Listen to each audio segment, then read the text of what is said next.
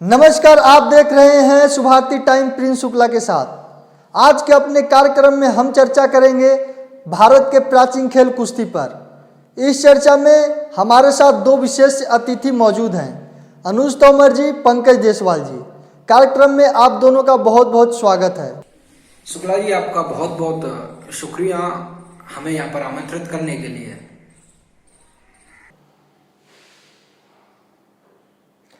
अब चलते हैं अनुज जी के पास। अनुज जी, भारत में क्रिकेट आदि खेलों की तुलना में कुश्ती उतनी लोकप्रिय क्यों नहीं हो सकी?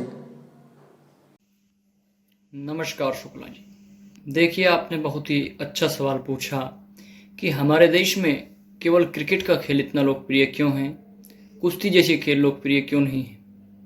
देखिए शुक्ला जी, कोई भी खेल लोकप्रिय तभी होता है जब उस खेल का प्रचार प्रसार हो, उस खेल के लिए इस तरह का इंफ्रास्ट्रक्चर तैयार किया जाए, देश में इस तरह का माहौल पैदा किया जाए जिससे खिलाड़ी अभ्यास कर सके और देश की वैश्विक स्तर पर पहचान बना सके।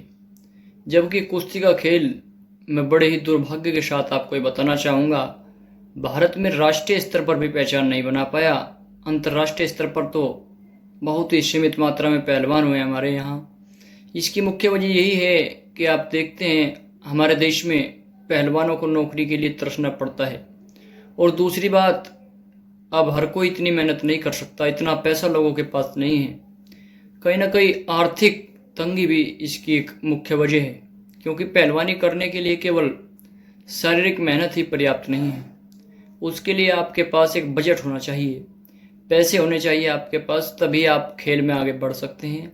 इसके साथ साथ सरकार को इस तरह के इंफ्रास्ट्रक्चर तैयार करने की आवश्यकता है ताकि खिलाड़ी अपने समय का सदुपयोग कर सके, अच्छे से अच्छे इक्विपमेंट उन्हें उपलब्ध कराए जा सके। लेकिन हमारे देश में ऐसा नहीं हुआ।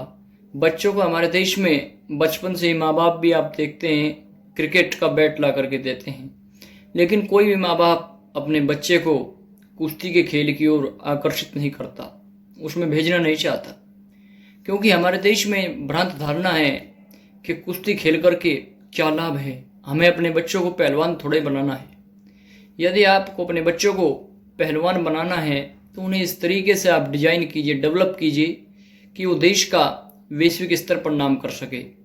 हमारे देश में दुर्भाग्य से किसी भी खेल पर, क्रिकेट को छोड़ करके किसी भी खेल पर उतना ध्यान नहीं दिया गया, और ख़ास तौर पर कुश्ती के लिए तो ये बहुत ही शर्म की बात है कि कुश्ती जो भारत की शान बान और पहचान है, आज अब मैं पंकज जी से पूछना चाहूँगा, जो कुश्ती के कुरुक्षेत्र हरियाणा के ही रहने वाले हैं, कि आखिर हरियाणा में ऐसा क्या है जो देश के किसी और हिस्से में नहीं है? आखिर आप इतने आगे कैसे हैं? देखिए सर, जो हरियाणा के लोग हैं वो अपने स्वास्थ्य पर विशेष ध्यान देते हैं। कैसे स्वस्थ रहें, क्या खाएं, क्या नहीं खाएं, देसी खाने पर विशेषकर ध्यान दिया जाता है। बाहर का खाना जितना हो सके उस पर उतनी रोक लगाई जाती है। बिल्कुल शुद्ध खाना खाते हैं, और खेल में तो आगे हैं ही, उसके साथ साथ में शिक्षा में भी काफी आगे हैं। हरियाणा भारत को पूरे विश्व भर में सर्वोपरि रखता है, चाहे वो खेलकूद के मामले में हो, चाहे शिक्षा के मामले में हो, किसी भी प्रकार से।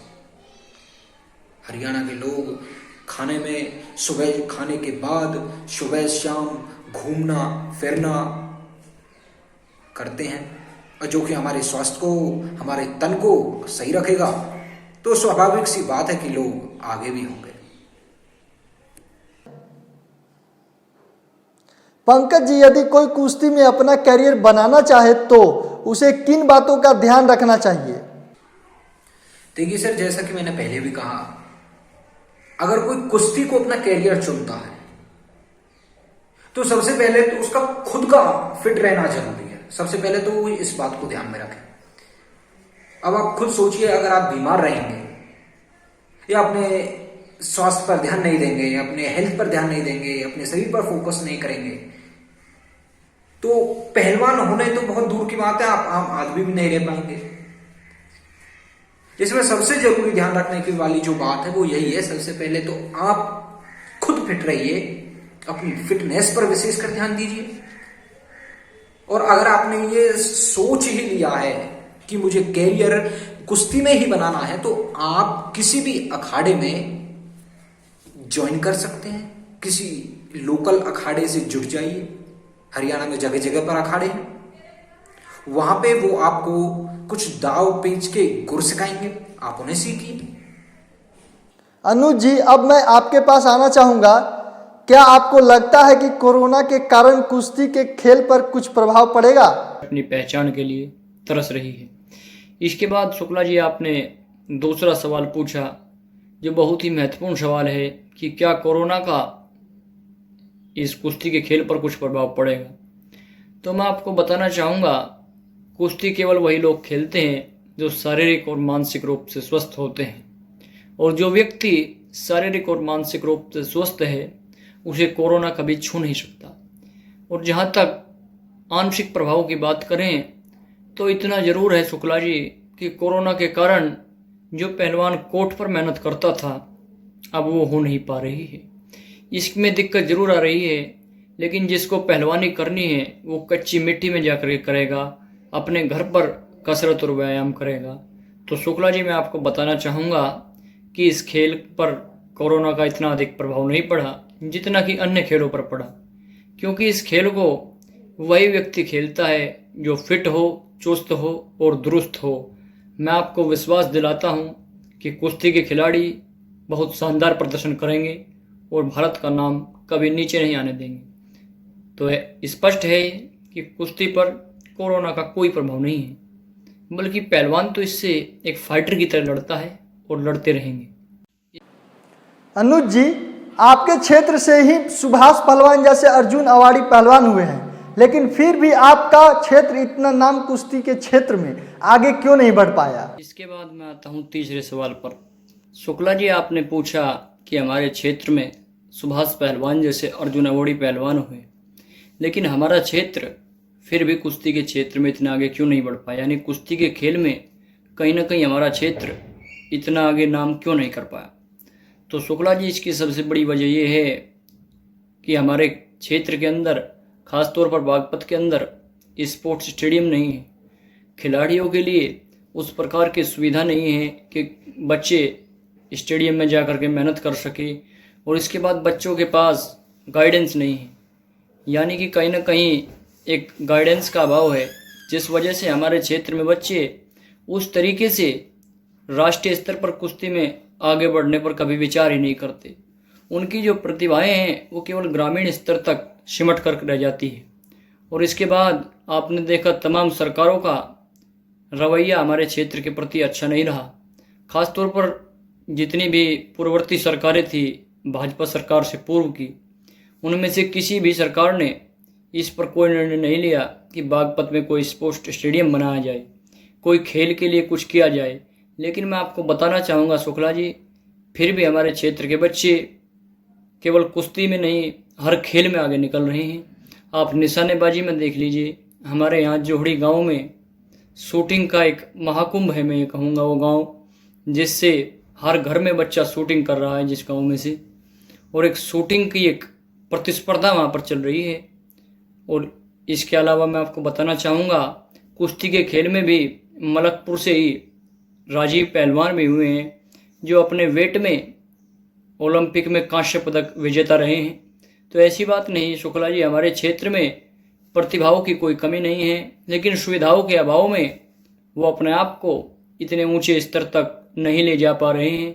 इसमें कहीं ना कहीं सरकारों का दोष है, कहीं ना कहीं उन माँ बाप का दोष है जो अपने बच्चों को खेल से दूर करते हैं।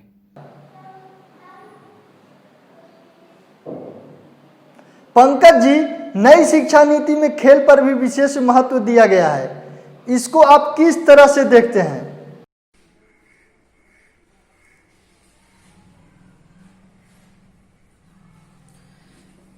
जी सर, देखिए सर, जितना बच्चों के लिए पढ़ाई जरूरी है उतना ही बच्चों के लिए खेल कूद भी बहुत जरूरी है। और ये बड़ी खुशी की बात है कि अब की जो नई शिक्षा नीति बनी है उसमें खेल कूद को विशेष महत्व दिया गया है। ये बहुत अच्छी बात है। बहुत से बच्चे ऐसे होते हैं जिनका मन पढ़ाई में नहीं होता, लेकिन वो स्पोर्ट्स में काफ़ी टैलेंटेड होते हैं। किसी भी स्पोर्ट्स में, आप रनिंग ले लीजिए, कुश्ती ले लीजिए, कबड्डी ले लीजिए, क्रिकेट ले लीजिए, तो ये बड़ी खुशी की बात है। बच्चे पढ़ाई में ना जाकर अगर खेलकूद को अपना कैरियर बनाना चाहें तो उसमें अपना कैरियर बना सकते हैं। ऐसा नहीं है कि अब पढ़ाई को ही ज़्यादा ध्यान में दिया जाएगा। पढ़ाई के साथ साथ में आप खेलकूद में भी विशेष ध्यान दीजिए। स्पोर्ट्स भी कैरियर का ऑप्शन हो सकता है। जी।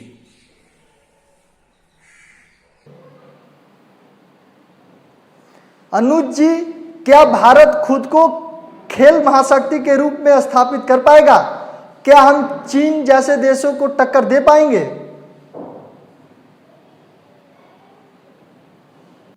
अब शुक्ला जी, मैं आपके आखिरी सवाल की ओर आना चाहूँगा।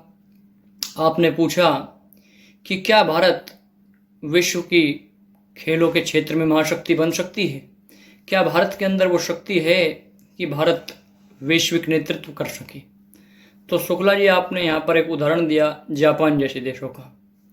आपको इस बात पर विचार करना चाहिए कि उन देशों में बच्चों को बचपन से इस तरह के माहौल में तैयार किया जाता है, पढ़ाया जाता है, पल्लवित और पुष्पित किया जाता है कि वे बच्चे किसी भी काम को दबाव के रूप में नहीं लेते, बल्कि इंजॉय करते हैं।